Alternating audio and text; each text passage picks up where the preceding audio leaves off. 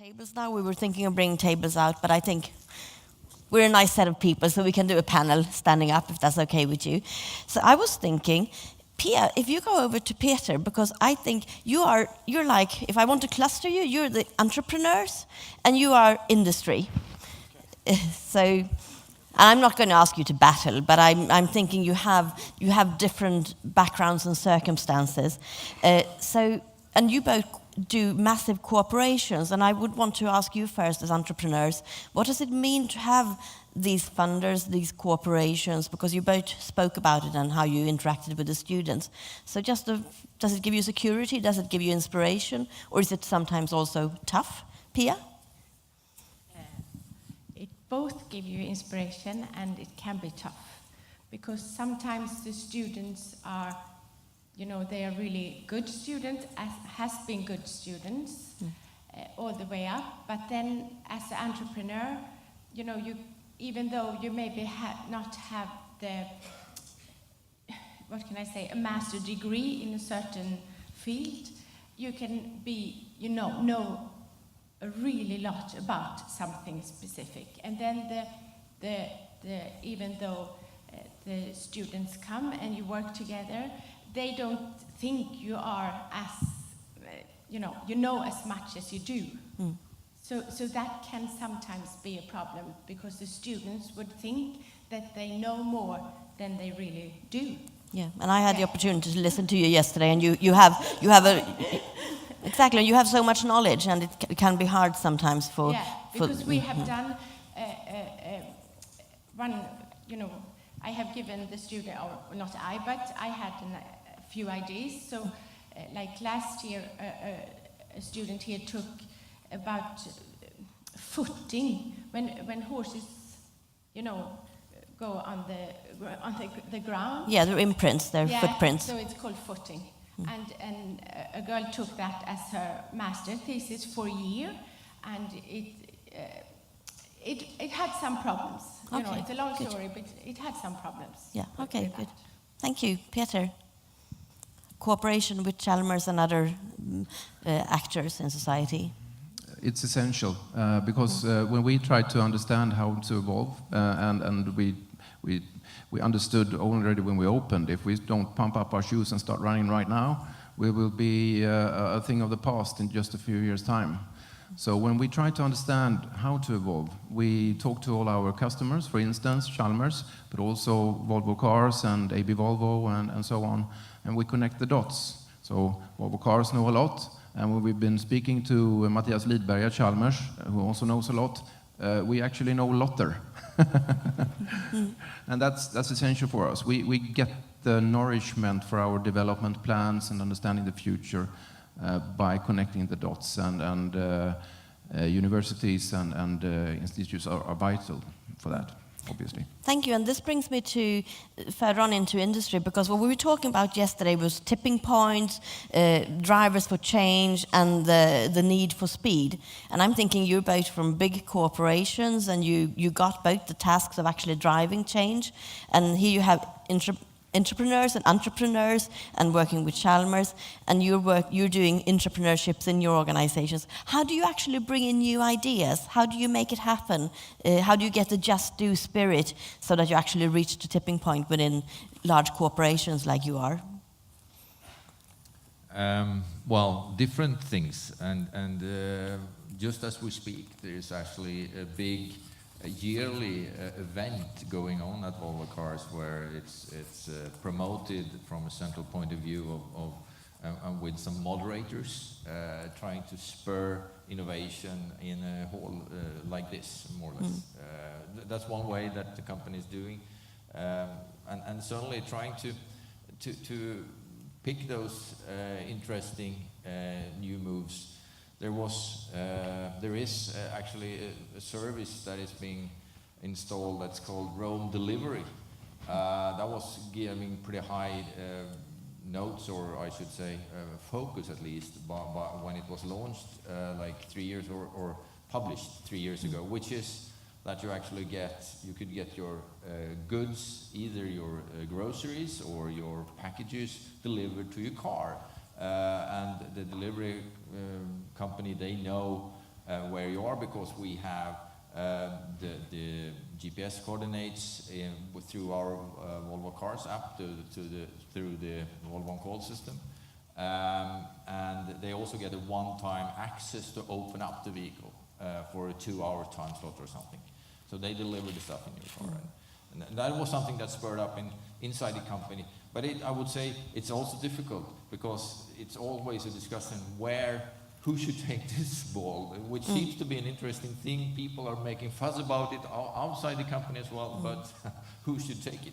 And you also told me yesterday that actually this development was based on an invention you did, and that you didn't attract very many clients, but when you gave it added features and you could do other things, then actually the customers came along, and that opened completely new doors. So you were actually customer-driven in that sense. Good. And that makes, of course, if you've got customers, you've got a case, and then people comes along. Yeah, good. Thank you. In Saab, I think one of the main ways we get help from Chalmers is, of course, the people that we work with here and the young people that we then employ. It's very important to get the new ideas into the company in people's heads. But also, of course, through the various cooperation projects, and that can be on the research side. We get ideas, but it can also be on things like methodology. So I again would like to underline the software center and all the inputs we get there to sort of trigger our minds, to help us try new methods. And I think that has made us a bit more efficient. Then sometimes some research and cooperation we do where we discover things, we can see that they don't necessarily fit within our normal organization and the normal product ownership. So in those cases, we have our venture organization, as I showed a couple of examples there, where we try to find other ways of exploring the opportunities. So to more do some sort of a joint spin-out or a cooperative effort with someone else. Okay, so you mentioned culture, and you also mentioned methods, and then you mentioned organizational ways of actually getting things done. So I would want to bring that back to you, Pia, because you have a culture of just do it. You have a culture of actually making things happen.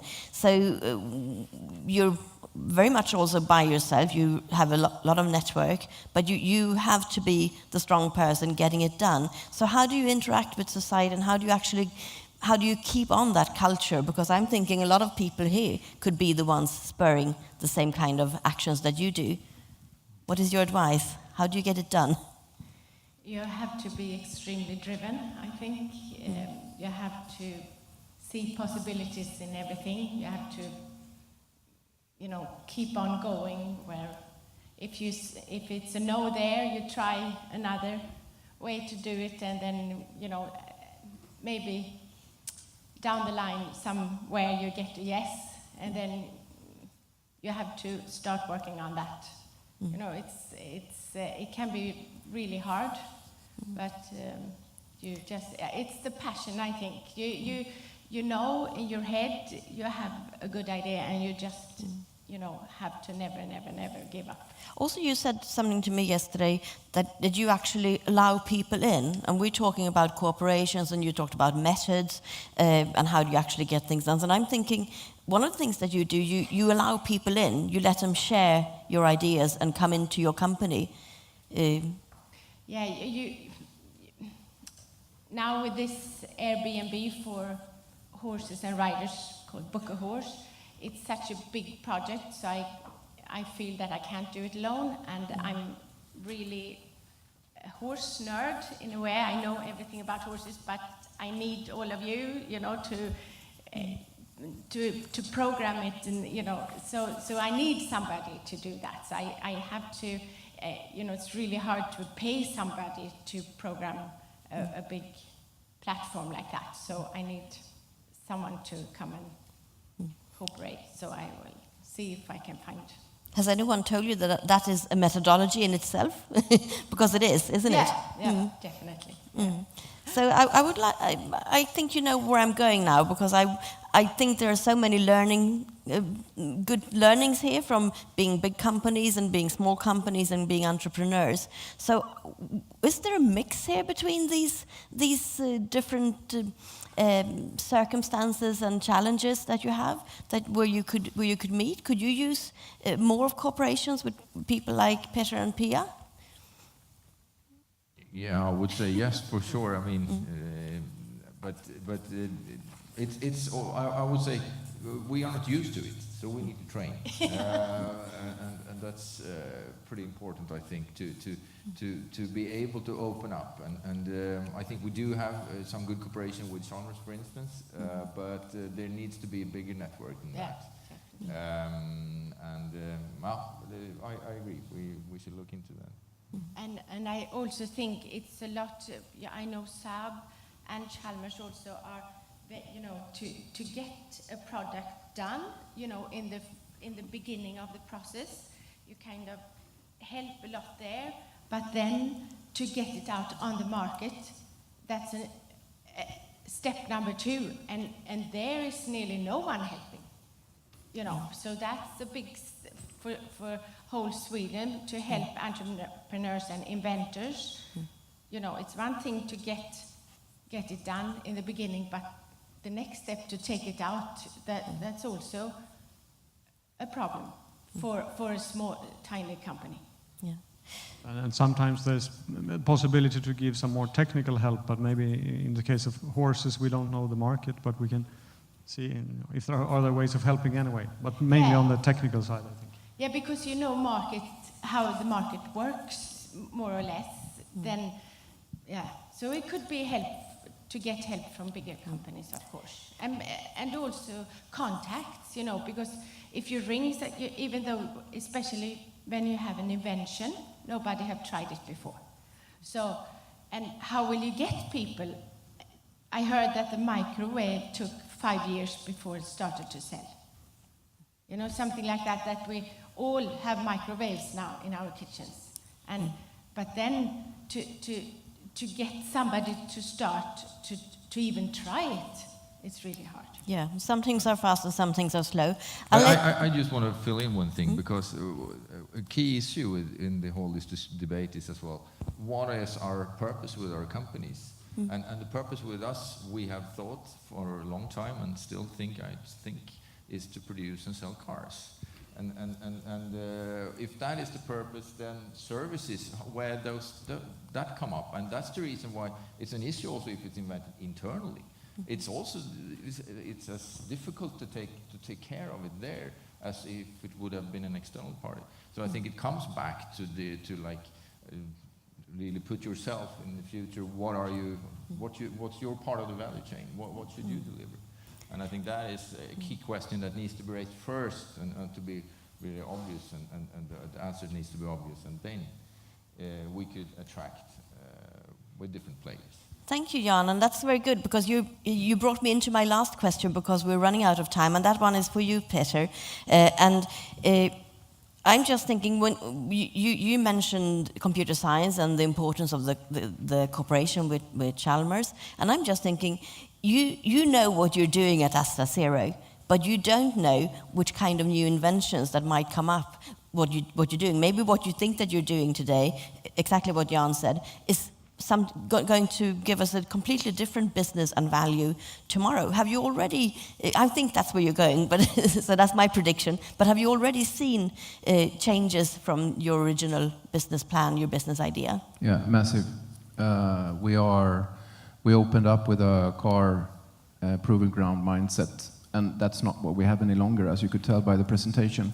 Of course, we have to dig where we stand, so we are still providing a very, very good service for Volvo cars, AB Volvo, Chalmers, and the others when it comes to automotive. But we are extending into new areas, and we have a research project together with Ericsson, for instance. We're already the world's smallest 4G telecom operator. We have 3 antennas, and that's for mission-critical test control. So we know that we have to evolve. If we don't, we will be dead in the water a few years down the line, with grass growing in the cracks in the asphalt and things like that. good place for filming zombie movies, but maybe not for doing research. Brilliant, thank you. So the message would be to the audience then that here are 4 people who are driving very interesting businesses from different perspectives, and for anyone who comes along, they'll be part of an invention journey, and you don't know where you actually be ending up tomorrow. So with that, thank you for our futurists.